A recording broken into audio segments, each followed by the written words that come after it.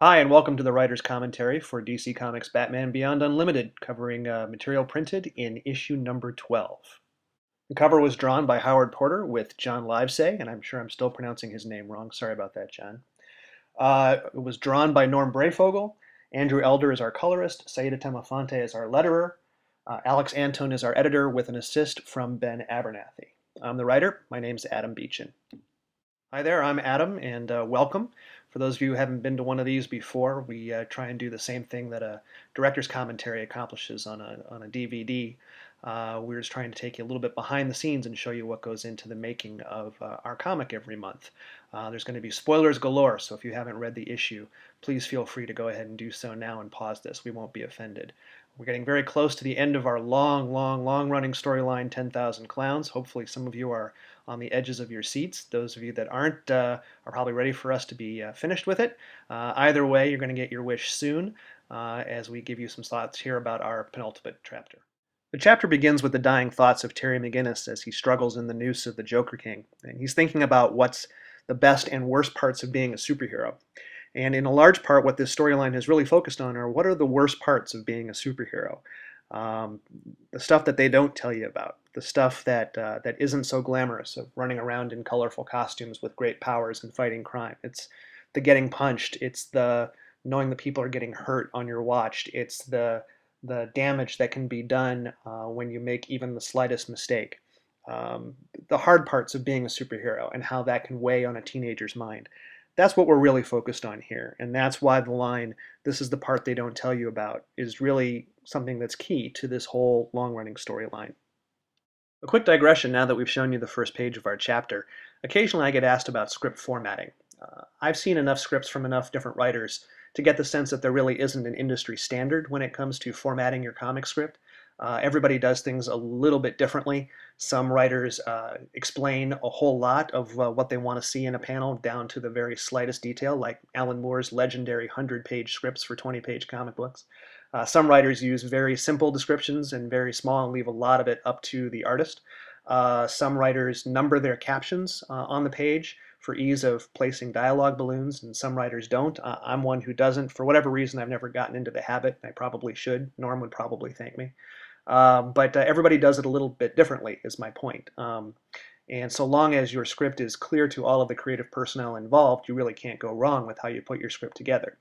Uh, for what it's worth, the very first comic strip that I ever saw was a Neil Gaiman script for his Sandman comic for the story Calliope, which was reprinted, the script was reprinted in the back of one of the trade collections. If you can find that, I found that very useful, and maybe you will too. But anyway, here's a page from one of our scripts in the hopes that maybe it gives you an idea of what Norm sees when he gets the script from me.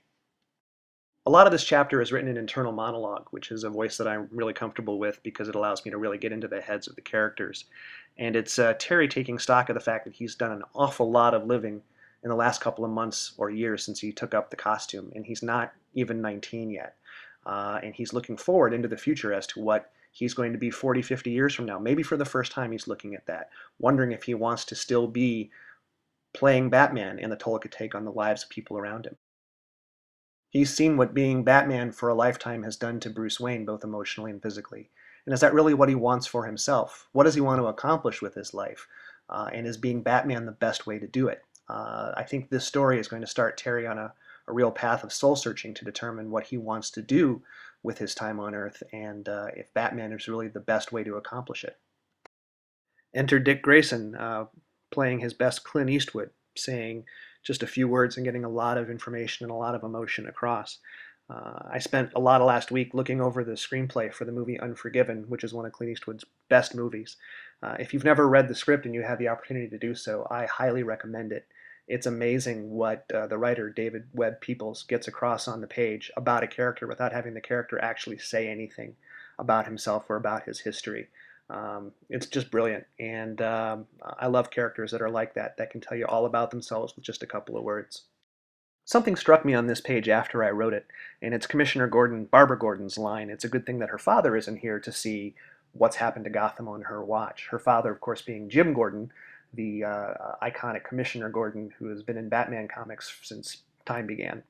And it occurred to me that Commissioner Gordon, for as good a cop as he is or was, and as good a commissioner as he is or was, an awful lot of people have died in Gotham City on his watch during his tenure. A lot of that's not his fault because Gotham is a magnet for psycho criminals for whatever reason. But at the same time, you can't really say that the police force in Gotham City has been especially effective over the years. Another piece of interaction between the police and superheroes that reveals a lot about how superheroes perceive the police in the cities that they're protecting, which is that they basically don't. Barbara Gordon is telling Vigilante here, you know, this is our town, you're not welcome in it. And Vigilante says, yeah, whatever. What are you going to do about it? I'm here, I'm on your side, accept me or don't. I also want to point out a couple of things about the art on this page. Notice in the first panel, if you will, Commissioner Gordon's crooked finger like she's gesturing to Vigilante, come here, you. And then in the third and fourth panels, where Norm takes a potentially pretty quiet and boring exchange between the Commissioner and Vigilante and adds to it by having the cop behind Vigilante pointing his gun at Vigilante's head and Commissioner Gordon giving him a sideways look saying, hey, don't do it, I've got this under control. Pretty neat, subtle stuff. Having gone away for a few pages from the major storyline of Terry versus the Joker King, we step even further away from the storyline, in fact, completely away from it, to bring Maxine Gibson back into the story. She's been missing for quite a few chapters now. In retrospect, I wish that I had given the person she's talking to, Rebel One, a line addressing what's going on in Gotham, so that you know that things aren't completely forgotten over there. But at the same time, that would give Max the information that she is still in Gotham and not at an undisclosed, completely separate location where she doesn't know where she is. So I didn't want to do that. But I think to some people it seemed too jarring a transition to just suddenly bring in this storyline. I understand that, but this is the next major storyline after 10,000 Clowns. It's important for us to start setting it up, and this is how we're getting it kicked off. Here's the moment that just about every superhero faces at some point in his or her career. The moment of do you give up or do you keep going? Spider-Man's had it, Batman's had it, Superman's had it, Wonder Woman's had it, you name it, the character has had it.